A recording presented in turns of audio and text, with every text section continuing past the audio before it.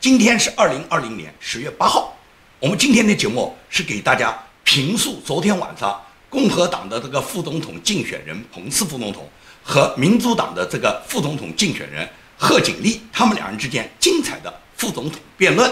那么这场副总统辩论呢，昨天晚上呢是在犹他州的盐湖城举行的。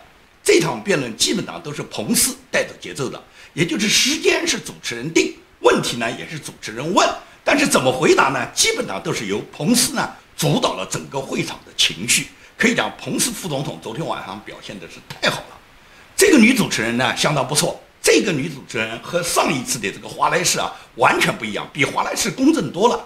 在事先呢，人家爆出来说是这个女主持人啊曾经当过拜登的助理，跟民主党呢有多少的这个瓜葛，所以呢很多人都担心这个女主持人呢会很不公正。昨天晚上肯定又是2打1，但是实际上呢，我们看下来，女主持人相当公正，给2个副总统的竞选人他们的这个时间回答呢几乎是一致的，精确到秒。主持人拿捏这个时间呢拿捏得非常得当。对贺锦丽很多次出现的废话呢，他直接打断他，告诉他呢，这个话你已经重复过了，别浪费时间。所以说呢，这一场比赛呢，从主持人来讲，我觉得是比较公平的。但是要从2个辩护人，也就是2个竞选副总统的这个竞选人，他们俩辩护的水平来看呢，我认为是一场水平完全不对等的辩论。因为整场辩论我们可以看出，彭斯是魅力四射啊，有理有节，稳准狠，打击了这个贺锦丽。可以讲，贺锦丽经常是理屈词穷嘛。贺锦丽在整个辩论中，他根本就不敢谈中国，而他很多时候还在为习近平，甚至为苏莱曼尼这2个邪恶的土匪头子为他们俩辩解。贺锦丽说的最雷人的话就是说，跟川普比起来，习近平比川普更能够赢得人们的尊重。这就是贺锦丽讲的话，他对共产党就是这么去认识的。你不知道他讲的是真话呢，他还是在那装傻卖嗲呢。因为贺锦丽所代表的民主党，他们黑川的一贯的强调就是什么，习近平都比川普好。所以你从拜登和贺锦丽他们对正义和邪恶的认识态度，你就可以看出他们个人如果治国理政，他们会是什么样的一个价值观。整个辩论我看了以后，我觉得彭斯绝对是赢家。贺锦丽呢，他就是表情特别丰富，整场你都不知道他在干什么。所以说，美国有很多保守派的网友呢，他们评价都说，他们为副总统感到难过。因为呢，副总统严肃认真，一个绅士，但是要面对那个嬉皮笑脸、玩世不恭的哈里斯。哈里斯就像一个没有教养、挤眉弄眼、卖弄风骚的夜总会的女老板。可以讲，整个全场辩论，彭斯是讲数字、摆事实，而哈里斯呢就是煽情、讲歪理，表情丰富的不得了。也不知道你这是来相亲呢，还是来治国呢？他们2人上演的是美国左右派的最典型的代表，冷静的银狐面对扭捏作态的黑椒娘。彭斯反击贺锦丽的精彩之处有很多，我给大家简单举几个例子。其中彭斯发问贺锦丽，就说你做检察长的时候，你说你是要维护法律的，但是你做参议员的时候，你不信任法律和评审团，这怎么解释？也就是贺锦丽他当检察长的时候，他说一定要维护法律，按照法治来办，但是他做参议员的时候，他却否定法律和评审团的评审意见，也就是说完全是对立的嘛，完全是颠倒的嘛。另外彭斯就说，拜登反对绿色新政，但是你是支持的，因为哈里斯是参议员里面发起绿色新政主要推行的，并且是签名署名的主要参议员之一。但是拜登是反对绿色新政的，也就是你们正副总统的竞选人，你们的政治目标是不一样的嘛？这也是彭斯质问哈里斯，哈里斯回答不出来啊，因为拜登确实反对啊，而他确实是推动了绿色新政啊。然后彭斯紧接着又问，拜登说他上台的第一件事，他就是要加税的，你现在在否认拜登没讲过这个话吗？拜登在他自己的视频里面很清楚就说，我上台就要给大家加税。Really good shape, right? Really changed your. Well, you did. Well, that's good. I'm glad to see you're doing well already, and I'm good. But guess what? If you elect me, I'm not going to have your taxes are going to be raised, not cut. If you benefit from that.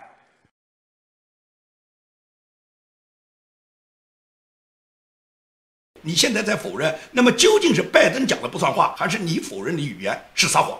这是彭斯质问哈里斯的。同时，彭斯更是一针见血地问他，就说巴雷特大法官当选以后，你们民主党说你们要改变宪法的规则，难道巴雷特大法官被提名有什么不正常的吗？不符合宪法的规则吗？你们现在要改变宪法规则，200多年来美国所执行的宪法有哪里有错误呢？凭什么因为巴雷特当选大法官以后，你们就要改变宪法的规则呢？这是彭斯质问贺锦丽的，贺锦丽都回答不出来。紧接着彭斯继续发问，你问我，你说今年如果大选拜登胜利，川普是否会接受大选的结果？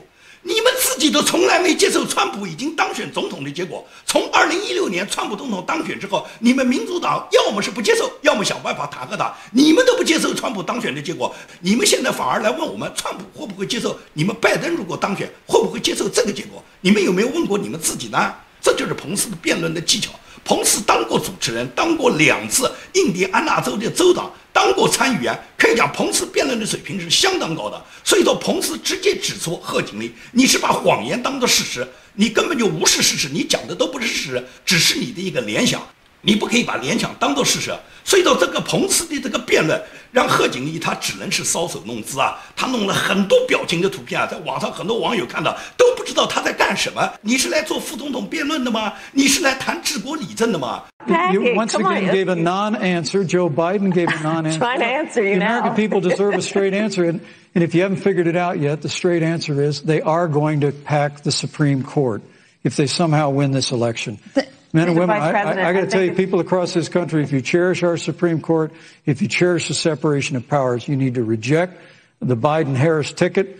Come November the 3rd, re-elect President Donald Trump, and we'll stand by that separation of powers in a 9 seats. 彭斯的辩论还没有结束，很多美国网友已经在底下留言，认为是2024年美国的新总统又诞生了，也就是大家期待的川普总统连任到2024年，然后选举彭斯，彭斯再干8年，继承川普的路线。等到彭斯之后，那么蓬佩奥可以上啊。蓬佩奥再继任8年的话，3个总统3824年，24年就完全把美国扳正了，就把美国拨乱反正，把美国完全回到美国开国国父们所制定的美国传统价值观的美国自由民主的路线。也就是说，如果是这样的话，那就是美国人民的幸福，是美国人民选择了他们心目中能够把美国回归美国基督教文化，回归传统价值观，把美国带领继续伟大的路线。所以彭斯的辩论，很多网友都非常惊叹。当然了，贺锦丽呢，他会讲一点歪理。贺锦丽他直接在辩论中就说：“你们搞贸易战，实际上贸易战你们输了。”彭斯马上就回击他，告诉他，拜登从来就没敢打过贸易战，拜登一直是中国的啦啦队长。拜登推行全球化，让中国从美国拿走了几十万上百万的就业，这都是拜登和奥巴马导致的。美国今天的就业的损失都是你们当时你们的政策，你们根本不敢打贸易战。而川普总统发起的贸易战给美国带来了大量的就业，让美国的很多企业回归了美国本土，同时给美国带来了大量的关税，这是铁板钉钉的事实，这一点你敢否认吗？ The president's trade war with China. You lost that trade war. Lost the trade war with China. Joe Biden never fought it. Joe Biden has been a cheerleader for communist China through over the last several decades. And again, Senator Harris, you're entitled to your opinion. You're not entitled to your own facts. When Joe Biden was vice president, we lost 200,000 manufacturing jobs. And President Obama said they were never coming back. He said we needed a magic wand to bring them back. In our first 3 years after we cut taxes, rolled back regulation, unleashed American energy, this administration saw 500,000 manufacturing jobs created. And that's exactly the kind of growth we're going to continue to see as we bring our nation through this pandemic. But a Green New Deal, your massive new mandates, your Paris Climate Accord, it's going to kill jobs this time just like it killed jobs. 那么贺锦丽理屈词穷，最后他就说什么？我们不仅得到我们民主党的支持，我们还得到你们共和党小布什为首的建制派的7个大佬的支持啊！所以他以为他用这个话就可以堵住彭斯。小布什支持算什么呢？小布什为什么要支持拜登呢？因为小布什支持拜登，就是希望小布什保住他自己家族跟中共勾兑的利益。拜登如果上台，一定是能够维护和中共之间勾兑的利益的。那么国家总统如果跟中国是保持着相互勾结的利益，小布什他们家族里面跟中国勾兑的利益自然就保住了。而川普总统上台，对不起，首先要查处你拜登，查处奥巴马，查处克林顿、希拉里他们跟中共那些腐败的事实，查完了这些民主党的这些大佬们，就一定会查到建制派大佬，查到小布什，查到小布什家族这么多年来跟中共有多少腐败利益。美国的法律会最终把这些腐败的政客通通送上审判台的。所以说，小布什家族他支持拜登就是这个理由嘛，没有别的理由嘛。你是共和党建制派大佬，你即使是看不上川普，你也应该在共和党里面选择另外一个人来支持。你支持对方，你支持民主党，支持拜登，你的理由是什么呢？不就是为了掩盖你们自己家里面的腐败吗？所以说讲这个话的时候呢，连主持人都听不下去了。主持人就问贺锦丽，就说贺锦丽，你回答我，中共是敌人还是合作伙伴？贺锦丽说什么？贺锦丽马上就回答说，川普是个大混蛋，是个刽子手，他比中共的总书记名声坏多了。然后主持人就再次问贺锦丽，贺锦丽，你认为地球和月球之间的距离是多少？数据可靠吗？而贺锦丽怎么回答？气候变暖已经刻不容缓，川普这个混蛋，他居然退出了巴黎协定。也就是说，完全是答非所问。人家问你中国是伙伴还是敌人，他说是川普是大混蛋。人家问他月球和地球之间的距离多少，他说气候变暖，川普退出了巴黎协定，都是川普的错。所以贺锦丽的回答完全是答非所问。贺锦丽之所以能够成为美国民主党这次副总统的竞选人，完全是政治正确的结果。也就是民主党为了政治正确，挑选一个有黑人血统的人来担任副总统竞选人，根本不考虑他个人参政理政的能力。也就是说，政治正确的结果让贺锦丽获得了副总统竞选人的地位。但是他除了是印度和牙买加裔这个混血可以打种族牌之外，其他的政治观点、治国理政的能力，可以讲他基本上是没有任何亮点。他在辩论中他强调，他今天的成就完全是他自己个人努力的结果。其实贺锦丽这个人，美国的媒体早就把他的这个过程给他扒得干干净净。他所谓辉煌的从政之路，是靠他一路从床上睡上来的。1994年时候，当时他还只有29岁的时候，他就认识了当时已经时年60岁的已婚的前旧金山的市长，叫威利·布朗。没有经过选举，贺锦丽就被任命为议会中2个不经选举的委员之一。随后呢，他靠着布朗这个旧金山前市长巨大的这个政治能量，然后把他一路拉上政治道路，最终让他担任了旧金山地区的检察官，最终呢也担任到加州的总检察长。那么媒体当然会质疑了，但是面对媒体的质疑呢，贺锦丽是躲躲闪闪，他不敢交代他自己一路睡上来这个过程。但是布朗他丝毫不掩饰啊，布朗就在2019年，也就是去年，他就在旧金山纪事报上面发表了一篇题为说，当然我和卡马拉哈里斯约会了，那又怎么样呢？他发表了这个文章，他大言不惭地说，这就是政治，政治是女人要想上位，他就必须要跟有权势的人约会。这也就是美国的政客，也就是贺锦丽，他曾经日后提拔他的这个旧金山前市长布朗，他直接告诉了世人，贺锦丽是靠睡上来的。那么在这个问题上，贺锦丽他是没办法否认的，也就是他是靠这样今天成为了副总统的竞选人了。所以说这个整个这个辩论呢，可以讲彭斯副总统是精彩纷呈。那么至于谁赢了昨天晚上的这个辩论呢，想都不用想，美国的那些左派媒体，什么 CNN 啊、纽约时报、华盛顿邮报这些媒体的民调肯定是说贺锦丽赢了。那么这个究竟谁赢了？只有你看过这场比赛，你自己感受，你才知道谁赢了。我可以讲，彭斯昨天的这个辩论太出彩了。我真的认为彭斯在下一年度，在下一个大选年，也就是2024年，彭斯竞选美国总统是有绝对的能力和绝对的素质，以及他高超的这种政治素养，以及他本人雄辩的口才。对于昨天晚上彭斯副总统精彩的辩论，川普总统和蓬佩奥国务卿都在第一时间对彭斯副总统翘起了大拇指。川普总统也发了推文，蓬佩奥国务卿也发了推文，称赞彭斯副总统出色的演讲，出色的辩论。可以讲，川普总统啊，他自从这次大病归来，也就是被中共这个病毒将他们夫妇2口子击倒之后，川普总统迅速的战胜了这个病魔，然后呢回到白宫重新工作以后，川普总统他完全意识到他现在所做的重要的工作，因为现在大选很快就要开始了。虽然川普总统信心满满，但是现在无法预知这个大选他最终的结果，就是万一今年不能当选了。因此，川普总统就会抓紧在这个最后这1个月里面排兵布阵。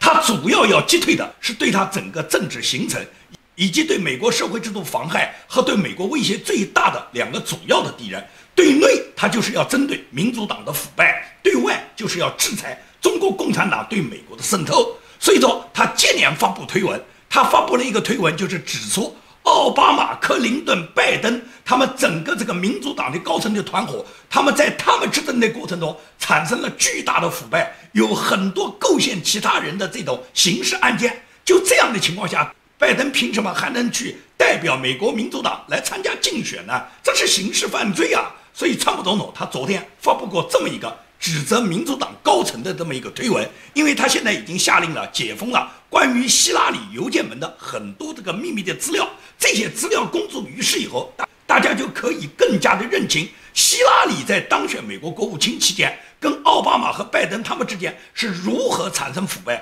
如何让美国制度受到了颠覆，如何让美国为什么会在今年会走向有这种安提法黑名贵，爆发大面积的大规模的对美国国家制度的破坏呢？所以川普总统首先是消除美国内部的敌人，也就是民主党的一部分高层，导致到美国的腐败，然后这种腐败是跟外部有勾结的，这个勾结主要来自的是美国最重要最有威胁的敌人，就是中国共产党。所以川普对中共已经完全认定这个病毒就是中共，他不但是自己隐瞒，而且是他有意的扩散到全球，最终让全球受到伤害的同时，他本人也深受其害。所以说他昨天专门发布了一个视频，他在视频里面说，他的这个康复是神的恩典，全体美国人民将会得到和他自己一模一样的免费治疗武汉病毒的这个疫苗。因为川普总统讲，他过去没生这个病呢，他不会亲自去试这个药。现在因为他夫妇两口子都得了这个病，都亲自试了这个药以后，他知道这个药很好，他现在就许诺全体美国人民，也就是每个美国人民，你们都会免费得到这个治疗中国诉讼的这个武汉病毒的这个免疫药。因为你们没有错，这些错都是中国的错，中国必须为他自己对全世界造成的伤害而付出巨大的代价。 I think this was a blessing from God that I caught it. This was a blessing in disguise. I caught it. I heard about this drug. I said, let me take it. It was my suggestion. I said, let me take it. And it was incredible the way it worked. Incredible. And I think if I didn't catch it, we'd be looking at that like a number of other drugs. But it really did a fantastic job. I want to get for you what I got, and I'm going to make it free. You're not going to pay for it. It wasn't your fault that this happened. It was China's fault. And China's going to pay a big price, what they've done to this country. China's going to pay a big price, what they've done to the world. This was China's fault. And just remember that. 这是川普在一个短的视频里面，他发表了他的看法。也就是川普总统仅仅是在昨天，他针对内部、针对民主党，他发布了一个推文，要求调查奥巴马、拜登、希拉里他们的这个腐败案件，他们的这个刑事犯罪。对外部、对中共，川普就明确说到，中共必须为他们的错付出巨大的代价。所以川普的这个态度就可以让我们看出，川普在最近他一定会出台很多针对中共的打击。那么对中共这个打击，川普很清楚，中共他在10月份密集的对美国，尤其是对共和党进行攻击呢，主要是想破坏美国的大选。川普总统进入10月这个所谓10月惊奇的第一天，他本人就被病毒击倒。经过1周左右，他连续的这个治疗和康复之后，川普总统重新回到白宫，重新开始指挥美国，重新引领世界，制造美国的再次伟大。那么川普总统毫无疑问来讲，他知道重任在肩，在这个时候要打击中共，要粉碎中共企图破坏美国大选的阴谋，他绝不仅仅简简单单是看成中共他通过什么外交官啊，通过大外宣啊，通过中共在美国的这些明的大家都知道的这些代理人，什么大使馆这一类组织的活动，更要遏制中共在美国社区、在华人社群里面产生的种种暗流。比方说像郭文贵嘛，郭文贵他就是配合中国共产党，在美国大选期间不断的在美国华人之间制造类似于安提法这样的活动。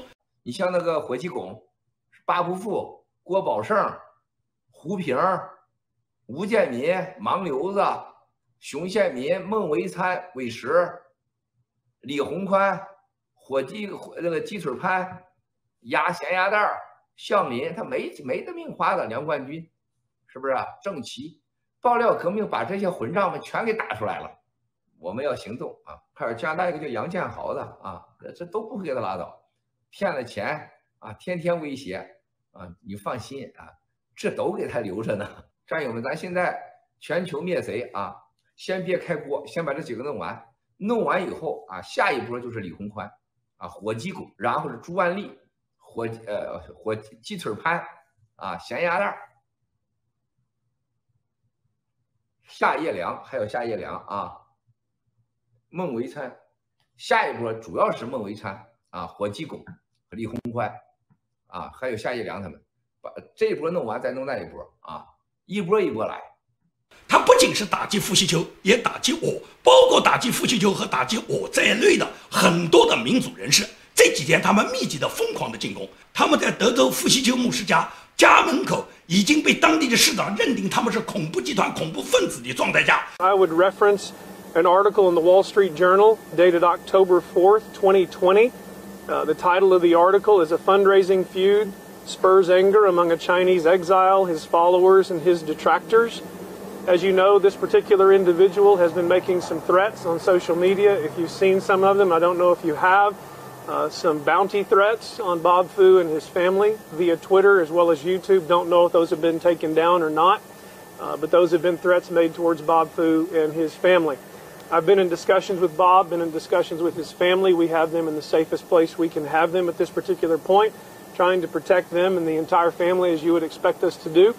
Midlanders don't do well or put up well with people who make threats, literally terrorist threats, against our citizens. I think this is something we would have never expected right here in Midland, Texas. 在警方调查这些蚂蚁，让他们出示 ID， 甚至有很多不配合警方的执法活动，都被警方已经连续抓捕几个人的情况下，郭文贵仍然叫嚣要报复傅锡秋，要报复我们这些真正的反共人士。对他这种情况，美国高层是完全掌握的。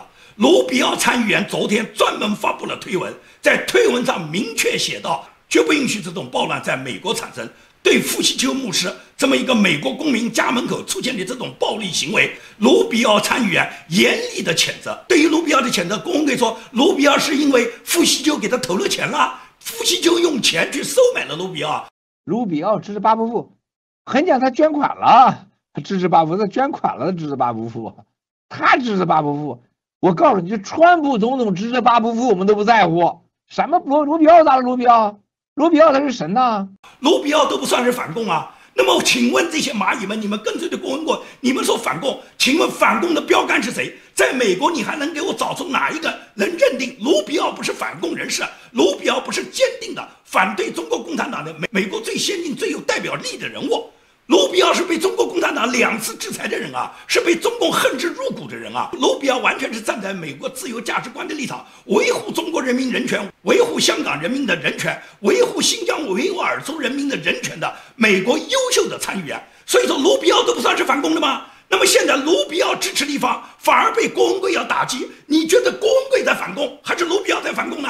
在卢比奥参议员发表了支持傅锡秋牧师打击中共这个邪恶势力发表这个推文的同时，美国另外一个重量级的参议员，也就是泰德·克鲁兹，他也发表了他的推文。他在推文里面说，非常可耻，中共瞄准了美国公民。对于傅锡秋牧师家中受到骚扰的事，泰德·克鲁兹说，包伯父是一个无畏中共强权、无畏习近平打压的一个勇敢的牧师。对他施加暴行的人，是因为感到恐惧，所以就主动攻击他。中国共产党是新的邪恶帝国，我们必须团结起来反对他们。这是泰德·克鲁兹支持傅锡秋牧师发表他的推文。那么泰德·克鲁兹是什么人？泰德·克鲁兹是被中共2次制裁的，坚决支持香港民主人权，坚决支持新疆和西藏人权的美国重量级的参议员。他本人就是德州的参议员。泰德·克鲁兹难道不是反共的标杆式人物吗？他支持的人物是共产党的特务吗？你们有没有分清泰德·克鲁兹和卢比奥他们所支持的人和他们代表的是不是反共方向啊？你们打的反共的口号，你们究竟是反共还是帮助共产党？你们是帮助共产党来制裁卢比奥、制裁泰德·克鲁兹和制裁他们俩支持的傅锡秋牧师和伍建明这样的自媒体吗？为什么要打掉我的自媒体啊？恨之入骨啊！可以讲，郭文贵在看到傅锡秋牧师当地所在的这个米德兰市市长发出了对整个他们这个攻击行动定义为暴恐组织之后，他恼羞成怒，他发了一个视频大骂那个市长，大骂傅锡秋收买了美国的参议员，说是收买了100多个。第一个，认为我们战友没有任何人违规；第二个，警察是过度执法；第三个，一定会查傅锡秋；第四个，那个市长混蛋出来说战友恐怖帽子，那是个王八蛋，我们一定让他付出代价。走着看米兰市的市长，谁是恐怖分子，谁是腐败分子，哪个警察过度执法？这是美利坚共和国。我今天一天给好多美国的这些朋友，还有国会议员，还有相关机构，我就问他们一个问题：一个巴布夫就控制了一个米兰市的市长，行政官员未审先判，以官代法，让警察执黑法，还有天理吗？一个巴布夫控制你一个美国，共产党送1000个巴布夫，你美国就沦陷了。所有美国人没有一个不同意我的观点的。巴布夫，我们要的就是你站出来，要的就是你把你的黑暗力量拿出来。刚刚1个小时前，在德州的我们的律师还有团队给我打电话来说，在我们战友抗议游行的边上找到了8支来福枪，就是傅西秋教会的红脖子拿着的8支来福枪，我负法律责任。傅西秋，你一个牧师，你找来10个红脖子住在我们战友酒店，威胁我们战友然后呢再尾随战友，枪上拿着8支来福枪。傅西秋，你这个牧师当到头了，我们共产党都不怕，怕你个米兰市的小破市长？你开玩笑呢吧你？也就是说，泰多克鲁斯和卢比奥都给傅西秋收买了吗？他们是因为收买了来站出来为傅西秋讲话吗？共产党花多少钱都没买动住他们，为什么傅西秋就买得动啊？而且买动他们为傅西秋讲话，新疆人权讲话，是为香港人权讲话，是为西藏人权讲话。像这样的人，他们不是反共的人物？郭文贵是反共的人物吗？这些蚂蚁们，你们有没有睁开你们的眼睛看一看呢？郭文贵动不动怂恿着你们上。郭文贵说爆料革命就是革命，既然革命就有流血和牺牲，他希望你们去牺牲，希望你们当炮灰。他郭文贵自己怎么不去流血，自己怎么不去牺牲呢？他敢到德州傅西秋家门口吗？他敢到加州我吴建民家门口吗？他一次也不敢，他不敢来，他喊你们上，让你们流血，让你们牺牲。因为吊销绿卡是你们的，取消美国公民身份是你们的，取消政治庇护是你们的，被遣送中国大陆遣返是你们的。战友们他妈的，我们爆料革命没人出来收拾你们是吧？啊，你们牛逼了是吧？老子豁出一条命把你们全干了，知道吧？半辈子，我今年51了，我比文贵先生还大1岁，就是要死，他妈我也活够了，那我反正现在有抑郁症呢。来吧，吴建民，你个贱货，你不是直播时候有枪吗？我不想活了，赶快把我妈的，老子他妈的活了大半辈子了，我怕啥呀？啊！我他妈无儿无女，我怕啥呀？我他妈啥牵挂都没有，老子敢跟你们拼命！共产党和共产党走狗，你们敢吗？啊！老子他妈就不要命了，咋地了？什么李鸿宽呀、什么这些什么傅西秋啊，你等着，他妈老子一个一个去你家门口，把枪拿好啊！听见没？把枪拿好！我到你家门口，你不打我，你他妈是孙子！你们被当地警方抓了以后，交保释金是你们自己交。什么时候郭文贵他自己也不敢，他去灭掉一个贼，他喊到你们上，让你们流血，让你们牺牲。你们有没有想过，你们就是郭文贵手中的韭菜，就是郭文贵手中的炮灰，你们在为郭文贵流血牺牲。郭文贵给你们什么回报呢？难道就是每天你们去吵吵闹闹，郭文贵每天发给你们的100块钱吗？你们就为这100块钱，然后就在颠倒是非的，你们究竟在反共还是助共呢？那么在这种情况下，你还认不清吗？郭文贵是在反共吗？郭文贵要为习主席在海外布置他的大局，要为党和国家在海外办点事儿。他自己亲口发的视频就说他要让习主席放心，他要为国家多做点事，他要帮助习主席在海外完成习主席希望完成的任务。这都是郭文贵自己发的视频啊，你们没看过吗？还有一个就是说，我希望还能有机会为国家效力。还有机会推行我的国旗条，有机会服务于习主席，有机会能为习主席的这个中国梦中国的大业为此做一些贡献，这是我真的是很发自内心。那么也就是说，郭文贵他口口声声带着你们反共，实际上他是打着反共的口号，帮助习近平，帮助中国共产党在海外扫清所有中国共产党的障碍，打击中国共产党的眼中钉、肉中刺。类似于傅西秋牧师和我吴建民这样的坚定的反共人士，你们跟着反共，你们居然打击的是反共人士，打击的是卢比奥参议员支持的人，你们至少是可以比较出卢比奥参议员是反共的，还是工会是反共的。在这种大是大非面前，如果蚂蚁们你们认识不清，你们继续跟着工会，我们很怀疑你本人究竟是反共的，还是你是共产党派来配合工会专门打击反共人士的。从卢比奥参议员的坚定态度，你就可以看出，美国高层已经完全注意到工会现在在全美、在全球发起的这一场扫荡民主人士的他的这个所谓全球灭罪活动。这个全球灭罪活动就是一个黑帮活动，就是工会在美国发起的，在华人社群里面一个安提法的恐怖活动。工会一定会被美国的正义的法律把他送进监狱，他动不动要把这个送进监狱，把那个送进监狱。我告诉你们讲，离监狱最近的是工会。工会要不了几天，他就会受到美国法律的严惩。他没有几天了，你们继续跟着他，你们不要到时候跟着他陪葬。现在你们被他当作炮灰，你们去进攻别人，最终损失的被警察抓捕的、吊销绿卡的、取消你们征兵身份的，甚至把你们遣返回中国的，倒霉的是你们。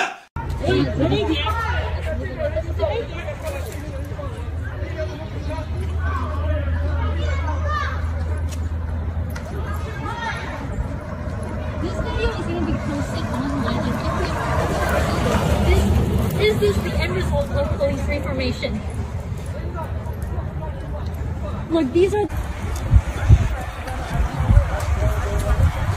Look what they're making them do. 他记者们，我手铐非常紧，现在非常紧，勒得我肉疼，非常紧啊！大海，抬好，向前抬好。人工铐你抬了啊，大海。他们要把我关走啊！海洋，这样荒谬的事情呢？海洋，海洋，加油！加油！加油！加油！我们这些战友都是清清白白的一辈子，从来没有进过警察局，从来没有坐过牢，从来没有吃过牢饭，从来没有穿过球衣。今天我们全记了，关在小黑屋里边，周围坐的全是一群犯罪分子，杀人的、放火的、贩毒的、偷渡的、黑社会，什么样的人坐在你旁边，让你跟他们坐一堆儿，然后给你一份饭，吃得下去吗？然后叫你在那儿受精神上的压迫，虽然肉体上没有，因为肉体上不可能，他不敢，但是精神上这种压力是非常大的。他工会就在那个地方遥控指挥，他没有付出一分一毫的汗水，而工会最终受到美国法治的打击，是他逃脱不了的制裁。而你们把自己白白当做炮灰陪葬，你值得吗？今天的节目就跟大家做到这里，谢谢大家。